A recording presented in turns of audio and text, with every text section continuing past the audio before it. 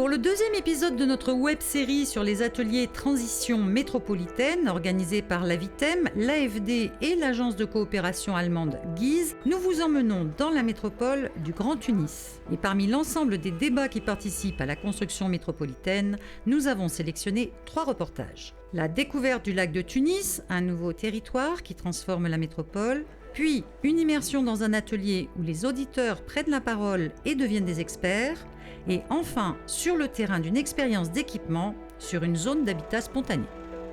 3 reportages pour accompagner les transitions métropolitaines et passer du projet à l'action. Arrivé à Tunis, le plaisir des retrouvailles, puis direction l'hôtel de ville pour une introduction du maire sur l'importance du séminaire dans sa ville. Les enjeux de la métropole Tunis, comme toute autre métropole, c'est d'assurer le bon vivre pour ses citoyens. Et ceci ne peut se passer d'une politique stratégique qui anticipe, qui corrige ce qui est apparu comme dysfonctionnement et rencontrer l'intérêt de l'AVITEM sur ce thème de l'évolution urbaine est de première importance. Départ pour le Grand Lac de Tunis. Ce projet porte un immense potentiel de développement urbain. Historiquement, une dépollution fut nécessaire. Tout se rejetait avant dans ce lac, ce qui fait qu'il est devenu un problème environnemental, aussi bien au niveau du lac et une nuisance pour la ville de Tunis. Nous représentons la seule zone d'extension de l'hypercentre. Par exemple, lorsqu'on voit les Halles de Paris, c'est un projet qui impacte son environnement. Nous, on va écrire l'histoire avec ce projet. Avec une assiette foncière globale de 1327 hectares, ces rives du lac représentent une zone d'extension urbaine très attractive, d'envergure internationale. La Médina, une opération de réhabilitation réussie, sans conteste un grand projet de la métropole tunisoise. Les auditeurs partagent leurs expertises sur la dimension écologique et les processus de résilience au changement climatique dans les stratégies urbaines des pays du Maghreb. Les 2 projets éoliens et solaires.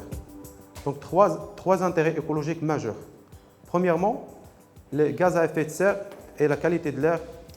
Qui concerne la consommation, sur 2,2 millions d'habitants, il y a 1,5 million d'habitants qui sont servis d'eau, et 2% des habitants qui ne sont pas connectés.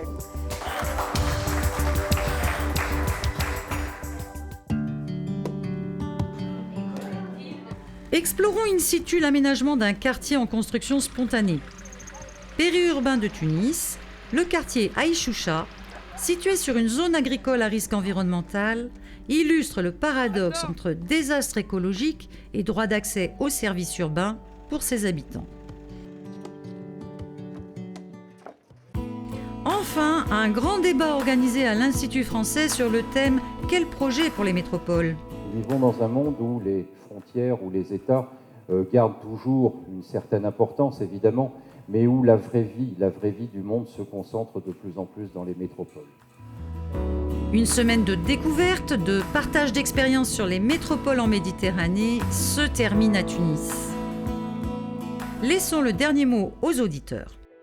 Cette semaine-là était une semaine très riche dans les présentations. Les solutions, grands projets et petits projets, ils s'articulent ensemble pour faire un projet métropolitain. De la structure métropolitaine ne serait qu'une réalité qu'à travers une matérialisation physique du territoire par des projets structurants qui permet à des territoires mitoyens de réaliser ensemble des projets qui les aident à vivre ensemble. Et rendez-vous à Hambourg pour le prochain épisode de notre web-série.